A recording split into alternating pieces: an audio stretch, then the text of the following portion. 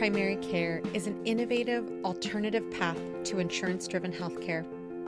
Typically, a patient pays their doctor a low monthly membership and, in return, builds a lasting relationship with their doctor and has their doctor available at their fingertips. Welcome to the My DPC Story podcast, where each week you will hear the ever so relatable stories shared by physicians who have chosen to practice medicine in their individual communities through the direct primary care model. I'm your host, Maryal Concepcion, family physician, DPC owner, and former fee-for-service doctor. I hope you enjoy today's episode and come away feeling inspired about the future of patient care, direct primary care. Direct primary care has allowed me to live my medical school personal statement as a physician. I have time to be human, holistic, and offer personalized care to my patients. It has hands down been the best decision I've made in my career so far. I am Lillian White of Empowered Health, and this is my DPC story.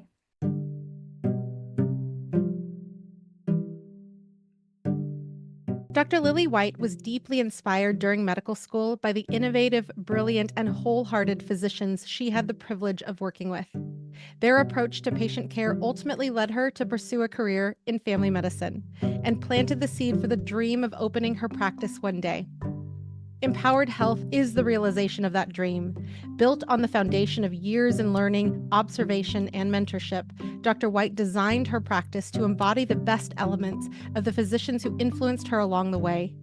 Her vision was clear: to create a space where patients feel truly seen and heard, where care is unhurried, and where healing is prioritized. Welcome to the podcast, Dr. White. Thank you. So this is a note for all the listeners. Dr. White and I were just saying before, like, long time no see in a joking fashion, because I literally saw her about a couple of weeks ago at the Ohio Unsummit. So if you are listening and you did not know that there is an Ohio DPC Unsummit, you have learned a new fact today. So it's supposed to be around February of next year, 2026. So definitely get in contact with Dr. White, who was spearheading the campaign to get all the doctors together, medical students, residents, along with Dr. Jonas, who you'll be hearing shortly on the podcast. But Dr. White, I'm so excited to see you and chat longer today. Yeah, thank you so much. Yeah, always good to see you. So when we met, I think it was in person under the Big Top event in Minneapolis. I think that was the very first place I met you. And you've come a long way. And so I would love if you could start us off with this idea of you embody your medical school application in the flesh every day at Empowered Health. How did you come to this point to even look into opening your own practice through the mentorship and through the wholeheartedness that you saw in physicians you trained under? Yeah, I was actually so blessed to be introduced to DPC early on in my training. So as a medical student, I knew that I wanted to be more holistic in my practice long term. I was actually between going to naturopathic school and MD school initially. So I'm pretty holistic. So I was looking for a mentor that kind of embodied those principles. And a preceptor connected me with Dr. Jonas, and I asked to shadow in his office. And then I asked to shadow again, and he kept letting me come back. And then he actually was a part of the early DPC movement. So he was helping plan the initial conferences and things. So he introduced me to DPC. And I just got to see in his wonderful example how it allowed him to spend more time with patients, offer more holistic, personalized care. He is also the medical director at the local free clinic. So how DPC gave him more flexibility to be able to serve his community in that way. He also did some medical writing, which was very cool. So just a really nice way to see, like, DPC really can empower you to practice your skill set as a physician, but also live your values as a doctor too. And when you were the medical student and then the resident, and you were leaning into wanting to practice and build a practice that was holistic focused, but also facing the real world of in training, yes, that is amazing that you had exposure to people like Dr. Jonas and to DPC early, but did you have any, okay, I think that this is cool, but did you have any of those but moments? And tell us about those, because I'm sure that there are medical students and residents, whether it be when this is released live time or 5 years from the day that we're recording this, that those words are going to speak to other people in the audience. Yeah, for sure. When I got to residency, I was very much, do I take a job or do I open right away or how do I make this work? And yeah, some of the but moments for me were, but finances, right? Especially going from residency. You know, a lot of us make resident salaries, so you're not saving up a ton when you open or when you graduate residency. You usually don't have a ton in the savings. So that was a big but moment for me. I was also taking a more active role in caring for a couple of family members, financially and personally. So that was a but moment for me. I was like, but if I took a job and I had a good salary and didn't have to think about the logistics of opening a practice, maybe that would be simpler. I think those were the primary things. And then I had but what about practicing holistic medicine and holistic care? And I just knew that that was going to be so hard in a healthcare system to have the time and flexibility and availability to practice those values. So, yeah, those were the big moments for me. And now spinning this into your exposure to DPC early on, how specifically did you get those but moments answered or solved or fought back with the experience that you had under your belt because you were with Dr. Jonas, because you were with DPC patients earlier on? Yeah, for sure. I always knew DPC was the long-term goal for me, so it was more a matter of when. And I had an elective during my fourth year of medical school that I designed with Dr. Jonas, and I just spent a few days with different DPC docs in the area. And I think this is a trait of most of us in DPC. We're all very pretty open. This is how it worked for me. Let me share, let me help you get there. So they were all very open. Some of them even shared like their books with me and how much they were making and how they made it work. And like just really the practical nuts and bolts of like how to do it. And that did give me more of the confidence of, okay, but actually this is kind of more simple than usually people make it sound, or, but there's just a checklist and you can go down the checklist and open a practice. You don't need that MBA. And then for me, I think part of it was just intrinsically getting that confirmation, that feeling that, okay, this is my next step. So part of that was just taking a step back. So during the end of my second year of residency, I was invited to teach a workshop on integrative medicine for some medical students in the lovely redwoods of California. And while I was there, it was just a long weekend. It was very refreshing to be away from the busyness of residency. And on my flight back, I was just praying about these next steps and what I wanted to do. Because third year is usually when they want you to start thinking about that next step. And I just had this clarity. I think God just gave me this clarity of this is your next step. Like sometimes you just have to bite the bullet and do what seemed a little hard at the beginning for that long-term dream or being able to live that personal statement. I love that. And as you had this moment and as you realize that, wow, I actually know a lot about DPC because I've been envisioning this from a very early point on in your medical career. And then knowing that also you had those buts, the but for the finances, the but for spending time with family, needing to be able to be there for other people if that were ever needed to happen in the future. Life, that's the most recent thing that I Yeah. have been saying to a lot of people. But I want to ask about how those plus wanting to practice holistically and wanting to attract patients who value that. How did that turn into a business plan? Because yes, there are checklists, but there's no other Dr. White in the world. So how did that morph into I'm doing this, check that one off. I know a lot about DPC already before opening, check that one off. Now I actually got to do this. So how did you put the plans to the pavement? Yeah. Yeah. And that's kind of like the fun part. And sometimes the hard part, you're like, oh, I can just kind of go wild daydreaming here. What I found really helpful for me actually was I was like, okay, what can I do during residency? I'm not starting tomorrow, right? Like I've got a year of lead time. And it was actually just building my website. So in the process of building the website, it kind of prompted me to think through like, oh, what is my mission statement? Like, what do I want my core values to be? And like through designing the website, I sort of answered each of those questions as I went. And part of that was just spending time at the beach. I live very close to Lake Erie, so I go to the beach a lot and just like daydreaming, coming up with names. But yeah, a lot of it was just filling in the website, honestly. And that prompted me to then daydream on those specific things. Yeah, love it. And I want to take a step back here and just ask because you had exposure to all these DBCs, did you ever entertain the idea of adding on your expertise to another DPC versus opening your own? Good question. Yeah, I definitely considered it. We do have a few here in Cleveland. I was actually during residency, I started my functional certification and then I finished a few months after residency. So I very much knew that I wanted that to be a big part of my practice. So it was a little hard to join a practice where I wouldn't be able to have like coverage. Like my patients would probably ask some like functional med questions and I wouldn't have somebody that would be able to answer them for coverage. And vice versa, if I was covering for somebody else, my style is just a little different. So I knew that I wanted that kind of independence, or I wanted that ability to really practice my full scope. And I tend to be just a little bit of, I don't know, an independent spark. I'm a free spirit. So I like the idea of like designing my own thing and making it exactly the way I wanted it. But yeah. Girl, you're speaking to my heart there. So that's awesome. I love it. Now, when you were building your website, you mentioned your vision and values. Definitely right there. You can visit empoweredhealthdpc.com. But tell us about other things that were really helpful for the opening days in terms of potentially marketing to people, finding your avatar. What in those exercises that you experienced designing your website really helped you hone in on next steps?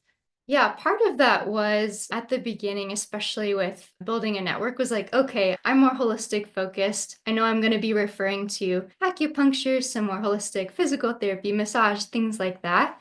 And I wanted to get a better sense of who's in the area, who's already doing these things. Because I knew who I referred to in the health system through residency, but on my own, I really wanted to challenge myself to get to know the local independent community and who was really best for my patient outside of just one system. And through those, I would set up these coffee date meetings with local people that I would consider referring to get to know them better.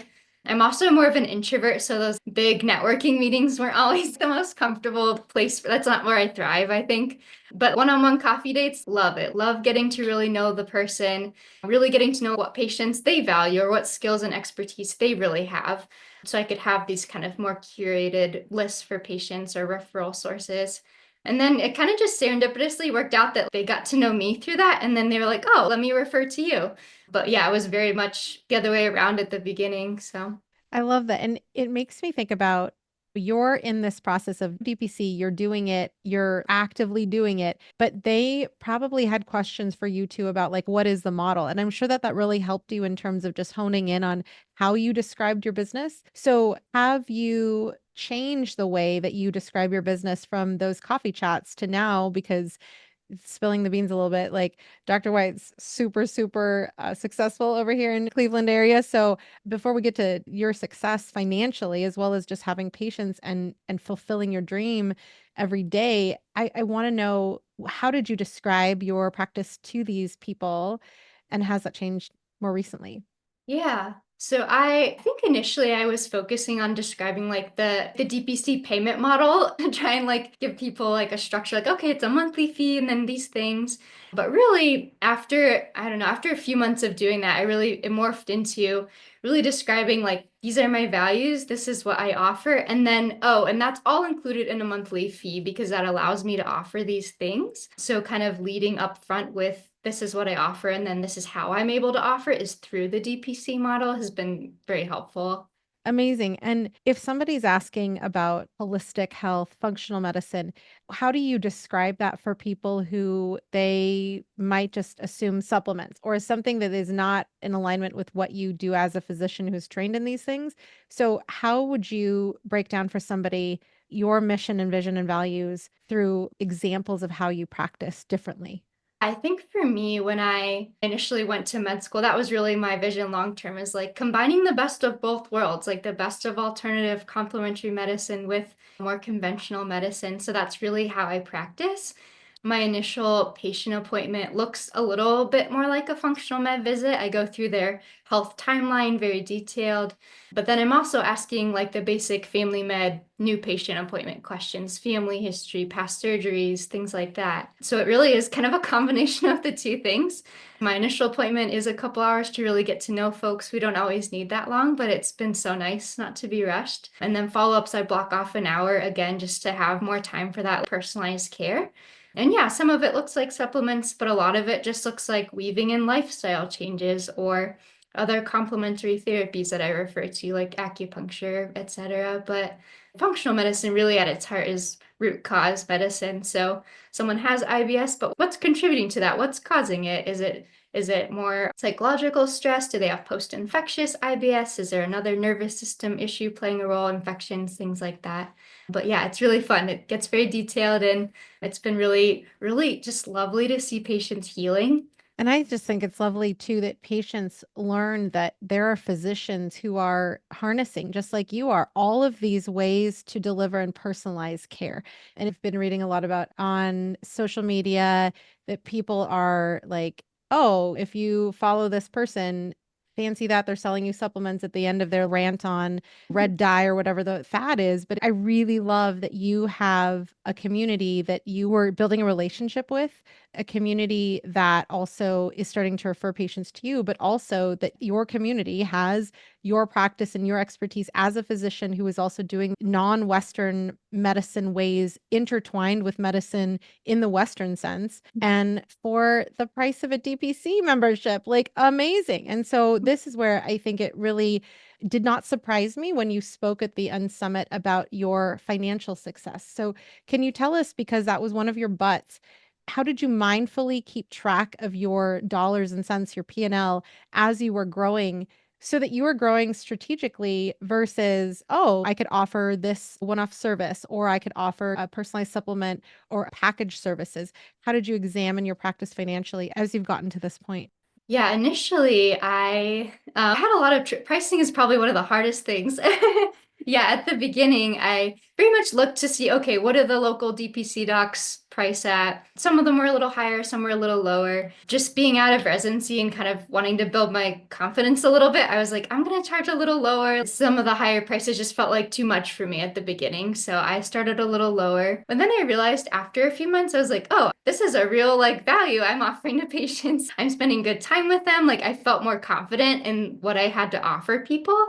So I did increase my price after I think 3 months or so, partly because of that, and then partly because I realized with the amount of time I was spending, I looked at the amount of time I had in a year to offer patients. So minus vacation time, stuff I had, like how much time do I really even have to offer? And how much of those hours can I, basically, how big does that mean I can have in terms of a panel? So I was originally thinking more like 300, 350. And then I realized based on my time and how much I wanted to make sure I maintained availability for folks, because I want them to be able to follow up within 1 to 2 weeks, or a new patient is within 2 to 4 weeks. So to maintain that, really, it's like 200, 250. So with having a smaller panel, I knew that I needed to increase my price just a little bit. Love that. Love that. Love that. Love that. In terms of your owning your business, that is such a thing that it can be challenging for us who don't have an MBA. It can be challenging for us who have never opened a business or owned a business or run a business before. So when you talk about that you had the confidence 3 months in to change your pricing, clearly that was such a pro tip right there that Dr. White just dropped. Look at the hours that you actually have in a year and look at the patients and how much time you're spending with them. But tell us about that mind shift in confidence, because it's one thing to say, okay, the numbers are, and then it's another thing to be like, oh my God, now I have to let my members know that I'm increasing prices. That's a drama that many of us have gone through. So how did you put that confidence again into action? And how did your patients react when, oh my gosh, they're getting a change in price? Yeah. And I would say I didn't increase prices for people who already joined, just as a thank you for starting with me and helping me grow at the beginning. So those people are at an original price, and I've maintained that. But for new patients, I felt more comfortable being like, this is what I offer. And a saying that one of my mentors has is like, it's not for everyone. So that I felt more comfortable saying that this is what I offer. It's not always for everybody, but this is what I'm able to do. I also knew that that increased price is also helping me be able to take care of patients that I do discount much more steeply. I do have a few patients where I do that for, just because for various reasons, but being able to have a more sustainable price allows me to be able to be more generous in other ways. So I will say this because literally this happened yesterday. I was at my old high school talking to the junior class in the Humanities and International Studies program. Shout out to Hispers out there, all about the power of podcasting. That's what I was there for. And yet these 16 and 17-year-olds were asking me about DPC as much as they were asking about podcasting, which I thought was amazing, that there are teenagers smart enough to know, and probably sad that they know because of probably someone in their family has had experience with, that at 16 years old, they are asking super smart questions about healthcare in general. And one of the people who asked a question about, well, what if people can't afford the services? Your answer was spot on in the spirit of what I shared with that student, that it's your business. You get to do whatever you want. And if somebody is saying, hey, you know what? This month I lost everything, house burned down, tornado took something away, and you get to decide as a physician who is not driven by, well, if you don't come in and if you don't pay me in the way that the insurance company has designed me to get paid, then I cannot see you, period. You get to make those shots, because we are exactly the same in terms of, I have done procedures for free, seen people for free, because that's a decision that I can make as a business owner. So I love that. And it really speaks to, but DPC is only for rich people. Again, I spilled the beans a little bit earlier, but you have been financially successful already. So one, tell us how far you are into your own DPC clinic. I forgot to mention that in your bio. But two, how did you go about paying yourself through this journey, increasing prices, realizing how many hours you actually have to spend in a year while still taking care of yourself and taking off time from work? Yeah, absolutely. I think finances are big, especially early on, but of course for any business. So yeah, I started off, I actually did some moonlighting during residency, and then I was lucky enough that they were willing to let me stay on doing like urgent care, just PRN, which was amazing. So I just kind of got to pick my hours. And then I also was a senior author for Core Content. So it's just a family medicine board review company. So I would write board review questions. So that's how I spent my summer after residency, was actually on the beach with my laptop until my urgent care privileges came in. It was lovely. And so those were the way I initially paid myself, were through the side gigs. So I had basically 20 hours of side gigs, like 16 to 20 hours of office per week, like DPC practice. And I always made sure to keep the urgent care or writing hours to 4 hours a day. So I had a half day either way to make sure I could get patients in. And then I just slowly decreased the side gigs and increased my DPC hours throughout.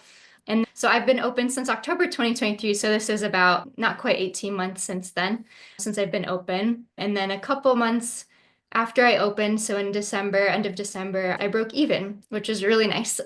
So keeping that overhead nice and low is a really nice way to take some of the financial pressure off. Because once I broke even, I was like, okay, phew, I'm not paying to practice anymore. I can just continue to build up my practice and be able to start paying myself. So I started paying myself from the practice after about 8 months. So I just let the savings build up initially. So that way I knew I had a few months in overhead just as like a cushion before I started paying myself. Amazing. And what would you say is the estimate that you've put into the business before you started paying yourself? So my first month, I spent 3,000 just for supplies and then getting started, malpractice, things like that, rent, that included rent. The second month, it was about 2,000, and then after that, I broke even. So about $5,000. So I didn't have a lot saved up or invested initially. And yet she owns her own practice, people. So if you're sitting out there, oh, I got to save $47,000, you can. Absolutely, you can. But you can also listen to Dr. White and rewind there and play it again. So tell us about finding your space, because I want to know here, with the envisionment of a holistic practice, seeing all sorts of people, because you're a family doctor, you see all ages, all physical people who are homebound, people who are able to come into clinic. Did you always want your own space, or did you ever think about opening as a telemedicine model or home visit model in the beginning? I did initially think a little bit about doing home visits as a way to start. I happened to bump into a friend who's a dermatologist at a meeting once. We actually got to see Amy Acton speak for a meeting, and we were both there. And she was like, oh, if you ever need a room to rent, let me know. And she's a local dermatologist. So that ended up working out really, really nicely. I was able to rent a room from her initially, and she already had all the supplies and the chair and a lot of the stuff you need up front. So that was just really awesome. And so that was just a good opportunity. But in terms of the mobile stuff, I did think about it, but at the end of the day, I realized just for my own comfort level, I liked having a space as like a young woman being on my own, like in somebody else's house who I'd never met before, just didn't seem as comfortable to me initially. But once I get to know patients, then I offer home visits and that type of thing. But for me, it just didn't work right away. Great. And tell us about your space now, because I've seen pictures of it, haven't been there yet, even though I drove like right past your town. But tell us about Empowered Health in the flesh. Yeah, so last summer, since the dermatologist I was renting from was moving and changing what she was doing, the opportunity came up to potentially move. And I was like, well, we'll look around. And I found this like incredible space. It's in an office building with a couple other offices, but it's got 4 rooms, a nice little lobby where you come in. I have a ton of plants. So that's always really fun when people come in, they love it. And then, yeah, I've got 4 rooms. So now I have a little bit of space, which is lovely. I've got like a basic clinic room to try and make a little more homey. I've loved trying to not push the envelope, but in some ways think about, okay, how do we really think about providing like relational human care? How can we make this as comfortable as possible for people or it doesn't feel so sterile and medical? And then I've got a room that I designed specifically for families. So it's got a nice couch. It's got a good rug on the floor that I can wipe down and kiddos can just come in and play. So I've had some parents say they drive by with their kids and they like want to come in and just play, which is that's the goal, right? Like that's like the opposite of medical trauma. Like that's what we're aiming for here is kids look forward to coming in and seeing me. So yeah, it's just been so lovely. I love that. And yeah, that's exactly what I was thinking. I'm like, how often does that happen when a kid is, please, no, I don't want to go home. I want to go to the doctor's office because Dr. White has such a cool place. I love that. Oh my gosh. So, thinking about just those first 8 months, is there anything that you would have done differently or that you did where you're like, like that did cost more money than I like could have, would have, should have spent? Anything that you can think of from especially those first 8 months before you started paying yourself that you think about that clearly doesn't matter because you're already paying yourself. So it's the coulda, woulda, shouldas that I'm asking about. Yeah, I think going back, and actually this is a something I'll fix in the near future, but I personally bank from the credit union, so I'm very used to like the no fees, very easy. And then I had a friend who was worked at one of the large banks, and I was like, okay, I trust him, like I'll just go through him for my business or my practice. Ended up being like a lot of fees and just yeah, a lot of hassles. So now I'm like, all right, I'm just gonna go with the credit union that I have. I don't know why I thought I needed like a fancy bank. So yeah, that was one of the mistakes I made. It didn't cost me too much, but it'll be more optimal to switch over. Fantastic. And I don't think that anyone has said that on the podcast before. So you're just breaking barriers left and right. This is great. Now, tell us about your first patients because you decided that you're going to open up your own DPC. You network with these coffee chats with people who are professionals and just people in your community. And then the doors open and you're like, no, this is like legit. I actually am open now. How were those first days in opening? And did you already have patients who were like, I already have an appointment with Dr. White when she opens? Yeah, since I was coming from residency, I didn't have a huge established panel that wanted to follow over. But I had one patient, I remember I did open enrollments like a month before I actually started seeing people. So if they wanted to get on the books, they could. And I had one friend of a friend who called and she's, I'm ready. And I was like, oh, great. I wasn't really expecting anyone to call the first day. So that was like such a lovely surprise. So she got on the books right away, which is great. And then people just started trickling in. Those first few weeks can be a little bit quiet, but it definitely starts to snowball from there. I love it. And why were people snowballing into your practice? How did the momentum get started? Because Cleveland, even though I said I drove past your town, it is not a town. I live in a town. You live in a city. How did you experience the snowball effect? I would say my goal initially, I kept it like having seen other DPC docs grow and having heard their numbers, my goal was like 2 patients per week. And that's very much what it was at the beginning. And then once I got to about 50, that's when things kind of were more exponential at that point. I had enough, I think, time go by that I had seen patients once or twice. So we kind of established some rapport. And then they started referring other people to me, which was lovely. So that's, I think, the highest compliment you can get when a patient recommends their friend or family member come see you. That's always really fun. So yeah, I think about 50 is when I started to see more of that.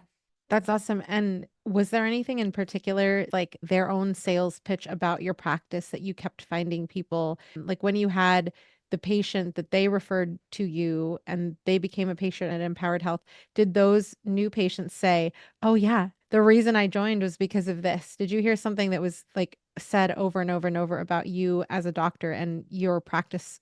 Yeah, people, what I've heard anyway, people tend to say, oh, she's very like more holistic. She'll listen to you, really take into account what you think is going on in your history. And I very much want to hear the things. I want to hear the history. I want to hear where people have been. And at the end of the day, I want people to feel like a human, like they're heard. So that's, yeah, what a lot of folks said.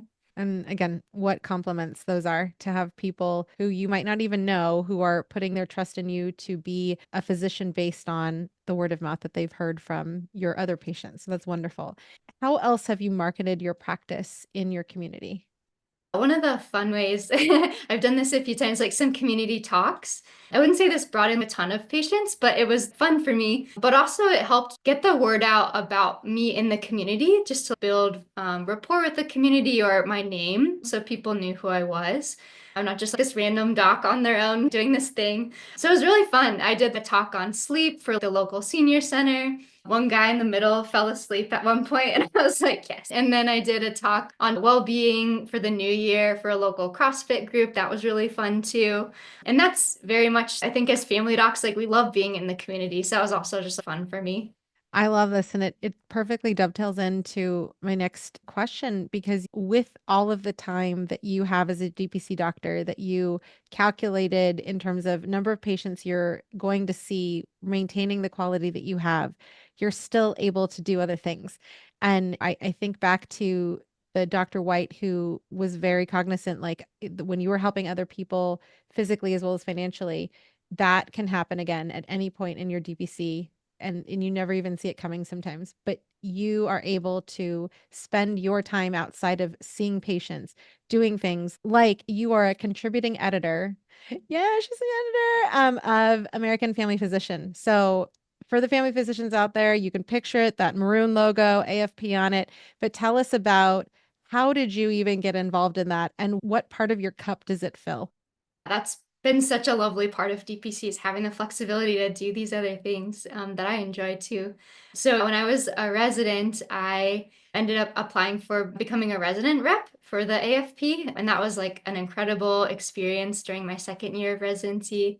I got exposed to reviewing and editing and writing some articles and got some great mentorship.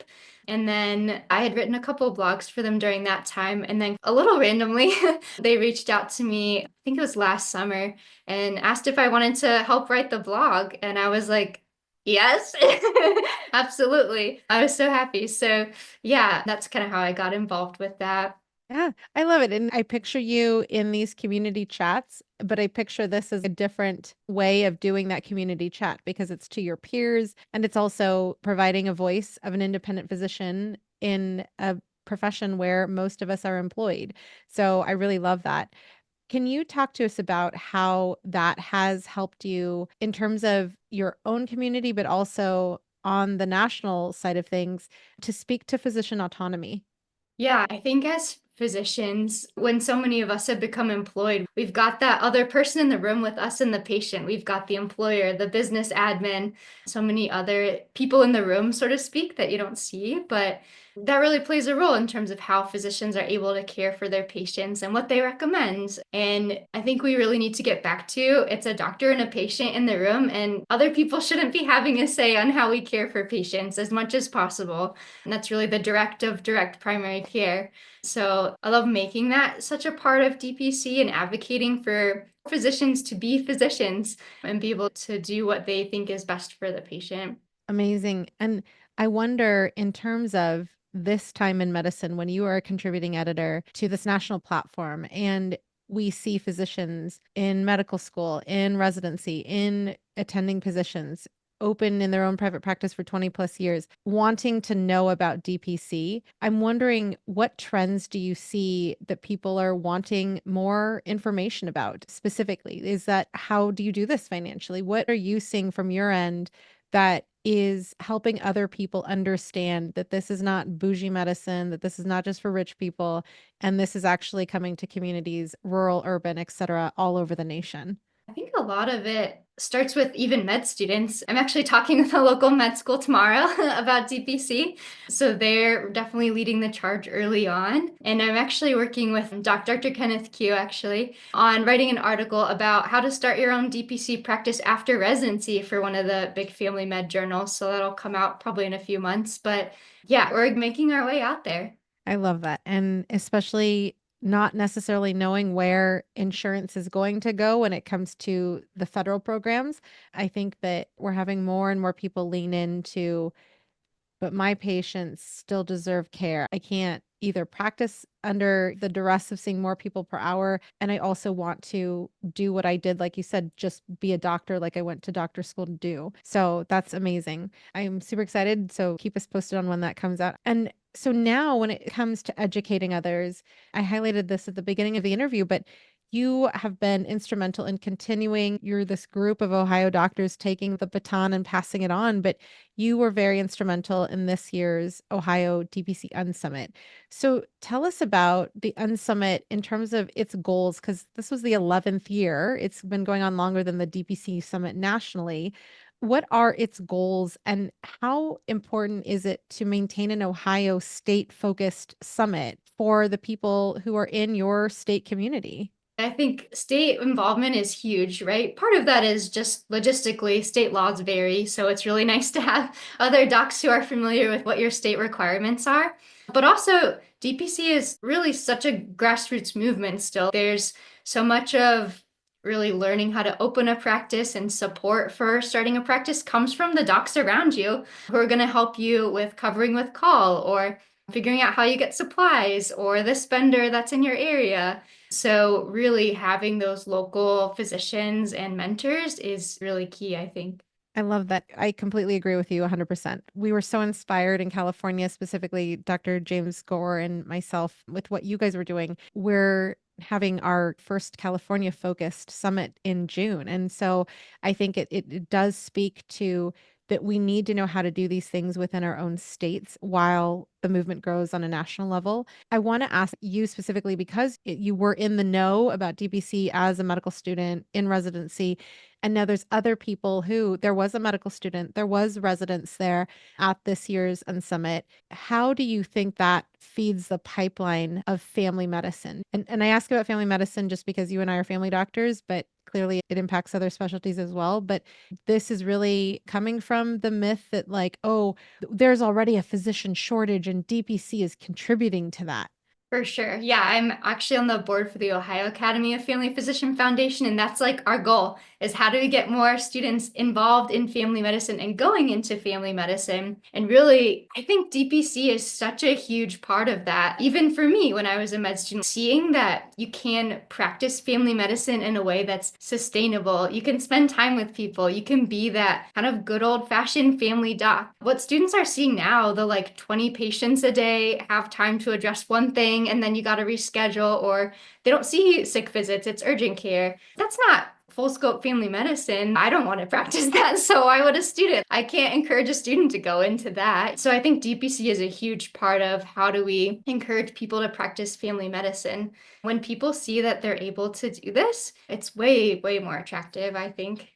So on the opposite end of experience and fee for service, the medical students at one end who are very much, they're open, they're much closer to their medical school application and their essays, and they're able to intentionally plan their future differently than a person who has been in practice and fee for service for a while. So for the doctors who are 5, 6, 25 years into practice, when you talk to those people, family medicine or other physicians in the fee for service world, what are some of the things that we've mentioned, like DPC doesn't address the physician shortage, it's for rich people only? What are some of the other things that you hear from our colleagues about this model that we're bringing to everyday Americans? Yeah, outside of the ones you mentioned, which definitely hear those a lot, is they're worried about some of the scope of practice, which is part of what the theme was this year for Ohio meeting. I was recently talking to a resident who was worried it would narrow his scope of practice. And actually, I found when I sat down and really looked at it compared to some of my other peers, my scope of practice is actually a little broader. A lot of the health systems don't encourage family docs to do procedures because they can make more money if they have a specialist do that procedure. But I'm trained to do it. I want to do it. I want to keep my patients here. Why would I send them out to wait so many months to get like a knee injection or whatever? So yeah, scope of practice has been broader for me, but that's another one I'll sometimes hear from people. And I thought you guys presented it and addressed scope of practice really well because you talked about it from different perspectives. It can allow you to expand your scope if you wish it to. You can narrow down your scope if you wish to. It's your business. You do whatever the heck you want with it. So that's amazing. Are there also but statements that you hear from doctors who are like, I would love to do DPC, but I can't because similar to your buts that you had before you nailed that coffin shut as to I'm not doing DPC or maybe DPCs in the future? Yeah, I think the golden handcuffs I think are a tough one. And that's partly why there are some pros and cons to opening right after residency, but one of the huge ones is I was used to a lower cost of living. So when I got that pay raise just from working side gigs, actually, it was easier to make that transition versus going from a higher salary to a little lower when you're first starting out, perhaps, depending on how people start. But I think at the end of the day, it really comes down to priorities to some degree. If it's a priority, like there are some things maybe you can do to make that more manageable for you. But of course, life is life, so it's more complicated than that. But yeah, the golden handcuffs can be a tough one. It's so funny. I was listening to one of my favorite podcasts, Criminal. I'm part of the Criminal Plus crew. If anyone out there is out there, also Criminal Plus, yay. But the episode was about a security guard at the Met, so the New York Metropolitan Museum. And this person went from being, I believe, very high up there, working his way up the ranks in the New Yorker ecosystem and publication ecosystem. And then his brother had been diagnosed with cancer, and that really shifted his priorities. So when I was listening to that episode, I thought about physicians I've spoken with who are not DBC, but who are thinking about it specifically because of priorities shifting. And I think that that is definitely something real because we've beat that dead horse, but it's like lives. And like, what do you do to pivot? I was in the position of, oh God, I don't know anything else but being an employee. And I'm being threatened with being fired if I don't sign my employer's contract. Like, that's crazy. I do think that this is a time where, especially if you're listening and you're thinking about what are you going to do in the future, finances, yes, absolutely. But also, how are you going to practice medicine? Is what you're doing right now in alignment with what you want to achieve at the end of your life? Is it going to help you get there? Is it going to constantly battle the what you want to be achieving in the end of your life? So I think it's interesting to hear those golden handcuffs though are a really big factor in a lot of people's mind shift or people's way that they look at DPC. And jumping back into scope of practice, I think about you on the beach. And also, I'm just like, I was in Ohio when it was snowing, and Lake Erie having a beach is just so. I think about Pacific Ocean Beach, and then I'm like, oh, yeah, like bodies of water have beaches, man. This is real. But I think about you on the beach, and I think about you balancing your time, doing stuff that is representing your expertise in a different way. And you're still able to, we mentioned you being a contributing editor, you being on the board of your state AFP chapter, but you're also doing core content review. So I think about Dr. White doing her thing on the beach and the fact that you're also a DPC doctor. So I'm wondering, thinking about core content and not necessarily the questions, because studying for the test sucks, but when it comes to the stuff that you really think is important for people to know when they're going into DPC, whether they're doing it with a holistic or functional thread, whether they're doing it exclusively Western trained, whatever it is, what are some core content things that you would say are important for anybody who is choosing to practice in their independent DPC? I think part of it is knowing yourself, knowing your strengths and weaknesses, and where you shine and where you could use more knowledge or information. I don't think I knew what a P&L statement was for a few months after I opened. But yeah, so it's like knowing those things like, okay, finances are going to need to learn more about that. Maybe you know more about marketing, so you're not going to have to wonder too much about that. So I think it's knowing where to lean into your skills and where to ask for help, mentorship, or in some cases, hire it out. So now that you are a seasoned DPC doctor, because the first time I met you, you hadn't yet opened. That's why I'm just like, look at you go. But tell us about one of the best moments you've had practicing as a DPC doctor that you might not have had were you in fee for service. Yeah, I had this young family I was taking care of. I think they joined within the first month or two, actually, of opening. So it was mom, baby, and baby was maybe 4 months old at this point. And they texted me one morning. Actually, she called me and she's got a fever. She's got this rash. What do I do? And it was just so empowering for me as a physician, one, to be like, come on by the office. I've got an opening at 10:30. Are you free then? And being able to get them in the same day, being able to triage, being able to have time to educate and like really help them feel comfortable with what was going on so they knew how to manage it and knew what to do next time.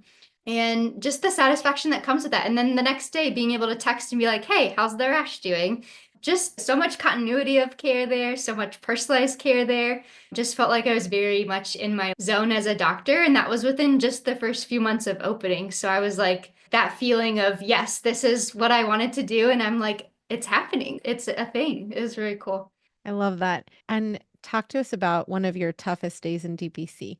What would one of those examples be? I think one of the things that I learned, I think this was a little later on, maybe after the first year or so, is like being a doctor is still hard.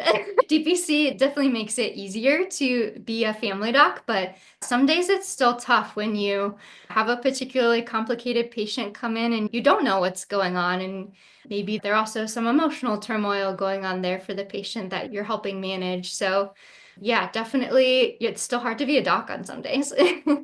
And I'm sure there's so many people, including myself, who are nodding because being a doctor is being a doctor no matter what model you're doing it under. And we all know that as people experience healthcare in different ways, fee for service DPC, like you said, the medical trauma is real for our patients as well as us. And DPC is, you're still a doctor at the end of the day. So I think that that is very, very relatable. So on a happier note, you mentioned that people love the plants that are in your office. So I wanted to ask you, what is your favorite office plant in Empowered Health?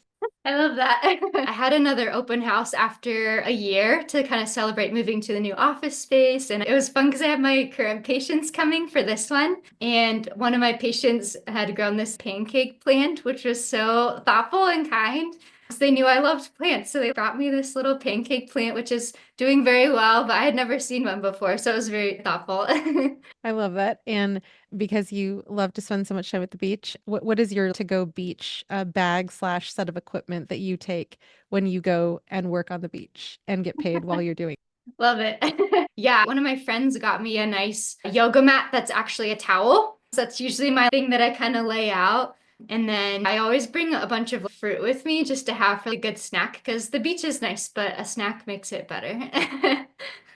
Amen. Hangry is not an optimal place to be. I love that. So, when you look back on your journey so far and you think about that doctor who was walking through the woods, teaching others about integrative medicine while on this precipice of, I could do the regular track, or I could do DPC, or I could do something else, and knowing that there's other doctors who are very much at that same precipice, what would you or what do you tell people to address their concerns about specifically the transition to DPC, and could that be a reality for them? I would love to tell more doctors that you have a lot of worth. I think as doctors, so much of the time in large healthcare systems, we get underestimated for our value, for our time, for our expertise. But really, at the end of the day, you are a physician. And if DPC, let's just say worst case scenario, doesn't work, someone will hire you tomorrow in most cases, especially as a family doc. It's really not that much of a risk. You always have a job waiting for you, particularly in primary care, but yeah, you have worth as a doctor. Lean into that. Amen. Well, we are going to be continuing the conversation over on our Patreon community. It's going to be available to all Patreon members, including the free members. So definitely jump on over to patreon.com/My DPC Story fan, or look for My DPC Story on Patreon. And we're going to be talking about how Dr. White has continued to really enrich her community through education, but in an interactive sense. And also, we're going to be talking about her mission, vision, values. So, Dr. White, thank you so much for your insight and sharing your story today. Thanks for having me. Thank you for listening to another episode of My DPC Story. If you enjoyed it, please leave a 5-star review on your favorite podcast platform. It helps others find the show. Have a question about direct primary care? Leave me a voicemail. You might hear it answered in a future episode. Follow us on socials at the handle @MyDPCStory and join DPC Didactics, our monthly deep dive into your questions and challenges. Links are at mydpcstory.com. For exclusive content you won't hear anywhere else, join our Patreon. Find the link in the show notes or search for My DPC Story on patreon.com. For DPC News on the daily, check out dpcnews.com. Until next week, this is Maryal Concepcion.